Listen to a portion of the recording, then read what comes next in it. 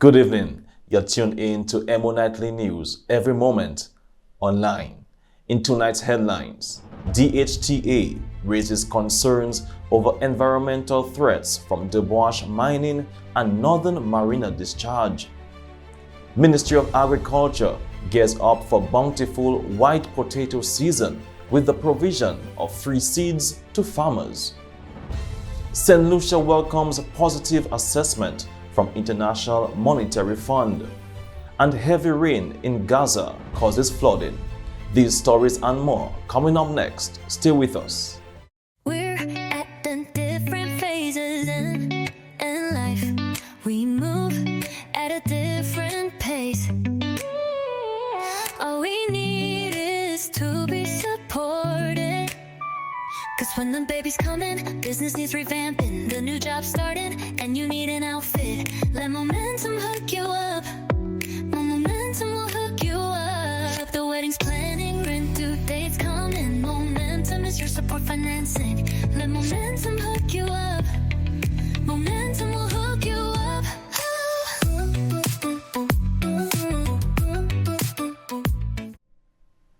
And welcome back, everyone. I'm your presenter, Rick Francis, and this is the news broadcast for the 12th of December, 2025. In local news this evening, the Dominica Hotel and Tourism Association, DHTA, is raising urgent concerns over two environmental threats: the reported impact of mining in the debauch area and sediment discharge from the northern marina development affecting key dive sites. The DHTA warns that Dominica's rivers, reefs, and ecosystems are central to tourism and community livelihoods and must be protected. Debauch mining. Residents have reported sedimentation and river contamination linked to mining, with possible effects on the Kainago community. While activity has paused, the DHTA is calling for a transparent environmental assessment and stronger safeguards. Northern marina discharge. Sediment flowing into the sea has reduced visibility and settled on popular dive sites: One Finger, Five Fingers, Nadine, and Rose Garden, threatening healthy coral systems vital to dive tourism. The association says strict sediment control measures are urgently needed. The DHTA reminds developers that major projects require planning permission and environmental impact assessments under the Physical Planning Act. The association calls for clear communication, strict compliance with environmental standards, timely mitigation, and collaboration with marine and environmental experts. Dominica cannot afford to compromise its natural assets, said DHTA President Kitwani Ferreira. We support development, but it must be responsible and sustainable. At a handover ceremony for Chinese government medical supplies, along with the signing and plaque unveiling for the Guangzhou Medical University Overseas Training Center on Thursday at the Dominica China Friendship Hospital Amphitheater, Honorable Kasani Laville delivered remarks thanking the People's Republic of China for its continued support. It is certainly a profound honor to be with you all here today as we mark two significant milestones in Dominica's ongoing journey to strengthen and modernize our health system: the official handover of essential medical supplies from the government of the People's Republic of China and the unveiling of the plaque for the Guangzhou Medical University Overseas Medical Training Center here at our National Hospital. Today's ceremony is not only about equipment or infrastructure, it's about people, it's about partnership that has substance, that is reliable, and that has repeatedly proven time and time again to show and demonstrate value to the good people of Dominica. The relationship between the Commonwealth of Dominica and the People's Republic of China is rooted in mutual respect, shared priorities, and a genuine commitment to improving the lives of our citizens. Nowhere is this friendship more evident than right here in this health sector. He said the ceremony represented more than infrastructure, highlighting partnership, people, and a shared commitment to strengthening Dominica's health sector. Ambassador, I took note closely to your address, and I wish to assure you that kindness is not measured by the grandeur of your gesture, but most certainly the compassion, the intention, and the goodwill of your gesture. So I thank you. I thank the good people of the People's Republic of China for their kindness, their sincere compassion, and their commitment to Dominica as a development partner. For over 20 years, you have continued to prove time and time again that you are reliable indeed, and you're a friend to Dominica. So I thank you sincerely. Minister Laville also acknowledged the continued contribution of the Chinese medical team and their vital role in supporting Dominica's healthcare system. 2019, China has dispatched medical teams to Dominica to support health services. Over the past 16 years, approximately 40 Chinese medical doctors have worked right here in Dominica, delivering vital services across multiple specialties, strengthening local capacity, and providing hope and healing to thousands of our Dominican people, and including during critical times like natural disasters or COVID-19 pandemic. Under a renewed 5-year agreement 2025 through 2030, the Chinese medical professionals will continue to serve on our island, ensuring continuity and resilience in health service delivery. This flagship Dominica-China Friendship Hospital stands most certainly as a monument to this collaboration. The Ministry of Agriculture, Fisheries, Blue and Green Economy has announced an early start of the 2025-2026 white potato season, following the arrival of seed potatoes on the island. The mixed shipment includes 1,160 bags of 2 high-performing varieties, namely Desiree and Spunta. Crop establishment has been scheduled for December 2025 through January 2026, with harvesting expected 90 to 110 days after planting between March and April 2026. The ministry encourages farmers and cooperative members to pre-register with their extension officer or at their nearest farmer service center to secure inputs and technical support for the season. White potato continues to be a profitable short-cycle crop with strong market potential, and the ministry urges farmers to take advantage of this opportunity to increase production and income. Let's hear from Kian Stephenson, Director of Agriculture. As long as farmers contact their extension officers and they indicate their willingness, once they clear the lands and have it prepared, we're willing to work with them in establishment of half an acre and more. We'll be giving out free potatoes with assistance and inputs. They will have to pay for their tilling services, which we can afford some tilling services for the larger farmers. If we have lands that are accessible to tractors, large holdings accessible to tractors, we encourage that. You can reach out to your extension officers and to the ministry to make a schedule and appointment. But we would really like farmers to start clearing their lands, getting it tilled if they have access to tillers, have access to manual labor, or they can contact their extension officers to schedule an appointment for tilling services. But yes, we are encouraging farmers to come out, plant white potatoes, free of charge for acre, half an acre and more, which would be 15 bags and more. And we're willing to work with schools, with groups and other organizations. I know there may be some groups and some exceptions that may not be able to accommodate 15 bags or so. They may want a quarter acre, 7 bags, and so we will be able to work with them on a case-to-case basis based on justifications from their extension officer. Thank you. At the Diocese of Roseau's closing of the Jubilee's EmoNews conference, co-chair of the Jubilee Committee, Mr. David Slater, highlighted several key events and activities that took place throughout the year. We also celebrated a very significant event in Dominica, this 175th anniversary of the Catholic Church. And so while later on in this year, on Sunday the 28th of December, Family Sunday, we will be closing the Jubilee for the Church Universal. In Dominica, our activities will continue a bit beyond December 2025.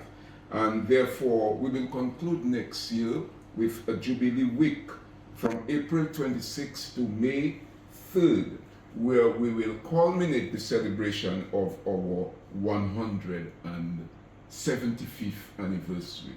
We continue to celebrate under the theme, Pilgrims of Hope. For us in the Diocese of Roseau, this year was full of enthusiasm and energy for the Lord, as the faithful participated in a wide range of events meant to bring us all closer to God, as I said earlier on. These events, we group them in three broad areas: liturgy, spirituality and faith formation, evangelization, and pastoral care and social action. We'll begin by looking at some of the things that we did in the area of liturgy, spirituality, and faith formation. As we all know, we began the year with a grand Eucharistic celebration at the Cathedral on Family Sunday 2024 to open the Jubilee year. This was followed with the opening of 4 pilgrimage sites at Our Lady of La Salette in Point Michel, St. Peter in Coliho, St. Patrick Xavier in La Plaine, and Our Lady of the Calinagos in Salibia. Large numbers of pilgrims attended those opening sessions, but also a great number during the year have been on pilgrimages to all those 4 Jubilee sites, and these pilgrimages are meant for spiritual renewal, and this still continues even as I speak. Father Nigel Karam, Vicar General and Chairman of the Jubilee Committee, also outlined a series of upcoming activities and celebrations planned for the diocese. Focus more directly on this month of December as we close the Universal Jubilee. We have 3 events happening. One of them will be the first one on the faith formation, and so next week on the 16th, 17th and 18th, next week Tuesday, Wednesday and Thursday, Bishop Kendrick Forbes, the Bishop of our diocese, will be leading and giving talks on the subject of prayer. And we're inviting all our parishioners, all the members of the church around the diocese, around the island, to gather, to listen to these talks, these teachings and reflections on the topic of prayer. So we have organized it in a way that the parishes around the greater Roseau area will gather at the cathedral. So from Roseau, Newtown, Goodwill, Canefield, Maho, Massac, that greater area will all come together in the cathedral Tuesday, Wednesday, Thursday for the teachings and reflections on prayer that will be done by the shepherd of our church, the shepherd of our diocese, Bishop Forbes. And what we're inviting our parishioners around the diocese to do in collaboration with all our parish priests is to gather the faithful, the people at their church, where the talks, the teachings will be live streamed to those centers, and all around the diocese the people will be receiving that teaching and those reflections from the bishop. So it's a significant moment for us as we seek to bring, as it were, the entire country together to listen to the shepherd preaching and teaching on the subject of prayer. Father Karam also voiced his concerns over children not attending services. I celebrate Mass and I have worship services for the children in the Catholic schools. And invariably I ask them, how many people went to Mass on Sunday? And less than half put up their hands. Now these are children, some of them convent prep, SMP age 8, 9, 10. It's not their fault. I cannot go and quarrel with them. But I say to them, tell your mommies and daddies, Father Karam say I need to go to church on Sunday. Some of them will tell their parents, some of them will forget right after. But it's an indication that a lot of our parents are not taking their responsibility, the spiritual responsibility that God has given them for their children. They're not taking it as seriously as they should. Now, having said that, I know that parenting is not easy. I know that people have busy lives, that work is difficult. But in the midst of all of that, you do need an anchor to hold you. And that anchor is Jesus Christ. Acting Police Commissioner Mr. Lincoln Corbett, during the end-of-year police press conference, provided an update on the ongoing work and initiatives of the Dominica Police Force. To date, we can report this year that under the powers vested in the Minister, the Firearms Task Force have been established. And we're working very quietly, but effectively. We're too quiet, but effectively. In that, from the time the unit have been established for the past about a month, we've been able to recover 12 firearms. 12 firearms. It's not easy to recover one firearm. Most of to recover 12 firearms. And some of those firearms are very high-powered firearms. In one case, we recovered about 5 rifles. And as I speak to you today, an individual has been brought to court with sentence for the possession of 4 firearms, including a submachine gun, Uzi submachine gun, 3 pistols, and a shotgun. All of them being unlicensed. That is not licensed. Again, we saw some individuals, been arrested and charged for weapons. So 12 firearms is a big thing. Again, we're working very quietly, but I'm saying we're very effective. We won't relent. I said before, we won't relent. We'll go after the firearms wherever they are. Wherever in the country we think they are, we'll go after them. Because this scourge, we're not used to it. We're not used to this callousness of firearms in Dominica. And we won't relent until such time that we get rid of these firearms. We also saw the establishment of the beat unit. Again, the minister, powers vested in him, have impressed upon us that the beat unit must be established. And we have established beat unit, albeit I do believe it's in terms of the manpower, we can have more men. But very soon we should have another quarter of officers being trained.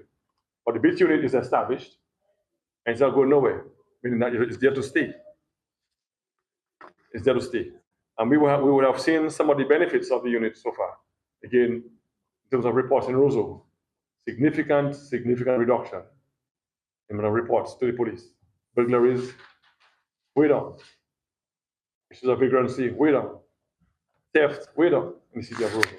Again, the beat unit is having a very significant effect on that aspect. Yes, they can do more in terms of traffic management and assisting in control of traffic in Roseau. And again, we deploy on them to do just that. But again, the beat unit, I say, I found a home. It's not going nowhere. Also in this year, within the last 3 quarters of the year, we would have seen Operation Clean Streets. And also, as we speak, another operation ongoing, Operation Safe DA.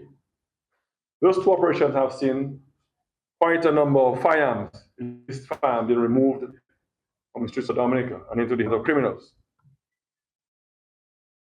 Well, again, we will continue our efforts to ensure that illicit firearms do not find themselves in the hands of criminals. All in an effort to reduce the incidence of violence, crime, and the fear of crime in Dominica. On the question of community policing, I I think it speaks for itself. We've done quite a bit of work. For those of you who have been following our Facebook page, you'll see the work of the police being broadcast on social media. And that's all for local news this evening. Stay tuned for regional news coming up next.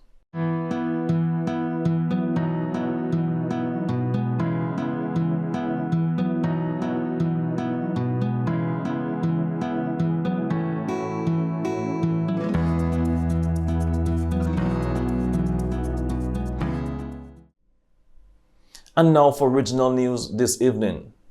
The Jamaican government has approved an additional $42 million to help restore small businesses damaged by Hurricane Melissa. Industry Minister Senator Obin Hill says the funding will support repairs in St. Elizabeth, St. James, Trelawney, Hanover, and other hard-hit areas. This follows $20 million previously allocated for rebuilding retail spaces in St. Elizabeth, including stronger foundations, hurricane-resistant roofs, and improved customer facilities. The ministry is also distributing generators to affected community shops, with 15 already delivered and 25 more being procured.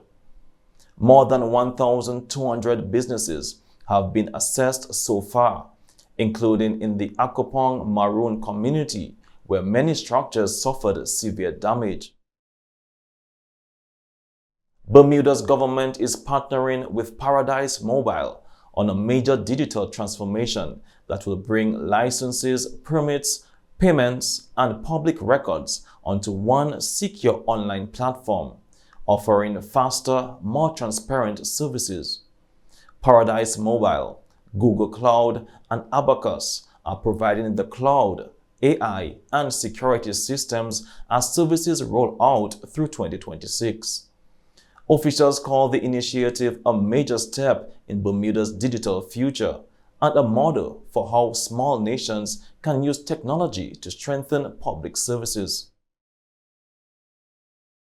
The government of St. Lucia welcomes the IMF's concluding statement from its 2025 Article 4 consultation, which confirms that recent fiscal and economic policies have restored stability and set the country on a sustainable growth path. Strong tourism performance and supportive government measures over the past 2 years have driven the recovery. The IMF notes that economic activity has normalized, unemployment has declined, and key macroeconomic indicators continue to improve, validating the government's efforts to protect livelihoods, encourage investment, and strengthen resilience. The government remains committed to prudent economic management, fiscal discipline, and structural reforms to secure long-term, inclusive prosperity for all St. Lucians. Contrary to reports that there were no audit reports, there is an audit. The last audit report for this year is out, and I've seen a draft. I've seen a copy actually. It's a clean report, and the CIP has been doing very well. It's got some good revenue outturns, and the accountability is there. The Caribbean Democratic Union, CDU, participated in the IDU Forum 2025 in Washington, D.C., where global leaders discussed security, economic resilience, technology, climate issues, and democratic governance. Delegates from Belize's UDP, Grenada's NNP, and St. Vincent and the Grenadines, NDP, took part in panels and plenaries, with Mr. Nick Francis presenting at the IDU executive meeting.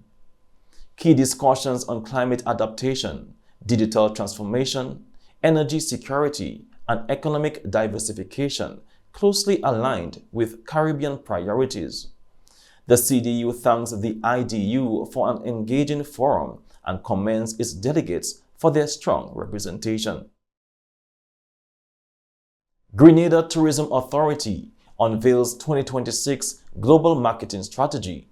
Let's take a look at the third installment of the 2026 Marketing Strategy video series with GTA's CEO, Mrs. Stacy Liebert.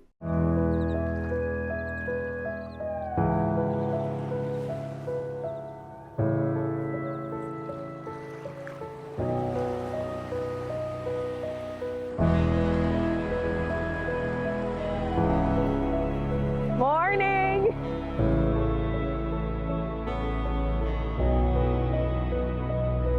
Grenada, Carriacou, and Petit Martinique are known as the spice of the Caribbean, offering a blend of authenticity and adventure.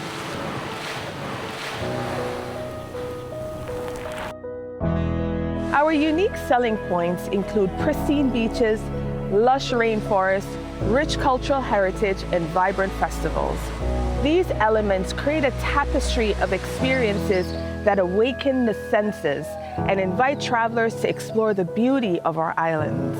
We're also keeping an eye on industry trends like personalization, sustainability, wellness, and tech-enabled journeys. Personalization allows us to create bespoke experiences tailored to individual preferences, while sustainability ensures that our tourism practices preserve the environment and benefit local communities. Wellness travel is on the rise, with visitors seeking relaxation and rejuvenation, and technology is enhancing the travel experience through AI-powered trip planning and virtual reality previews. By embracing these trends, we can ensure that our offerings remain appealing and relevant to travelers around the world.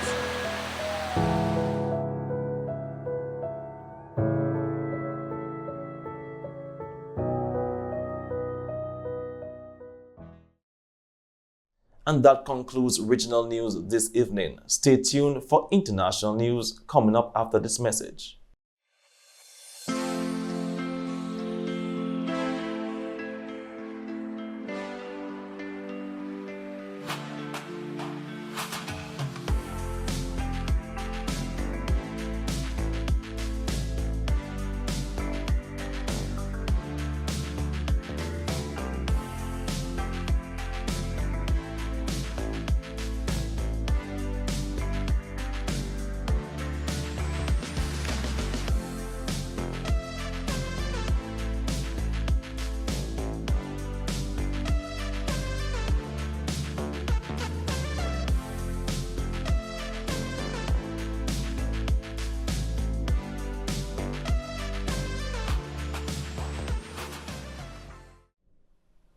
And now for international news.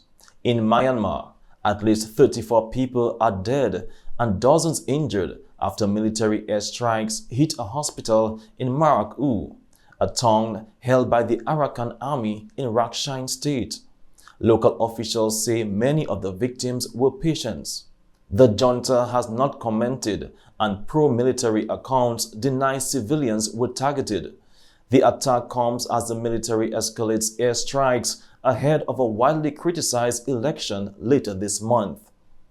Myanmar has been in civil war since the 2021 coup, with rights groups warning of mounting civilian casualties and striking freedoms as ethnic armies and opposition groups boycott the upcoming vote.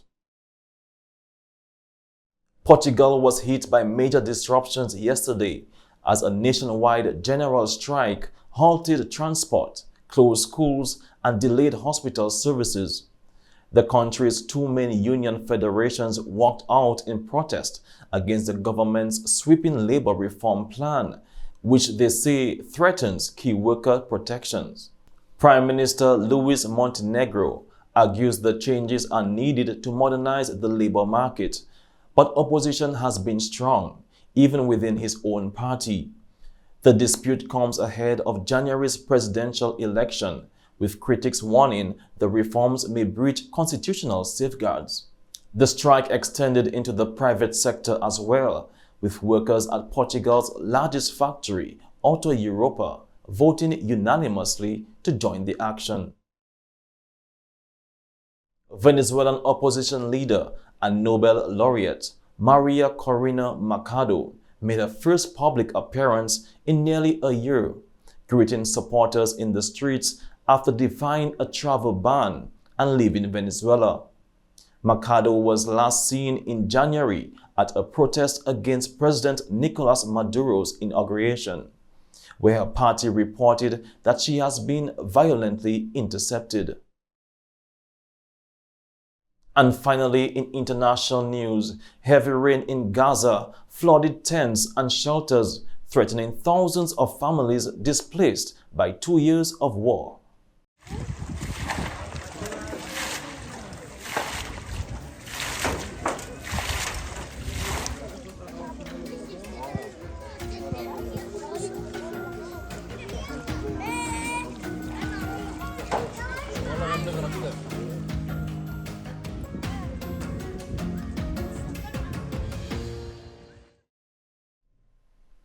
And that's all for international news this evening. Stay tuned for the sports segment coming up next.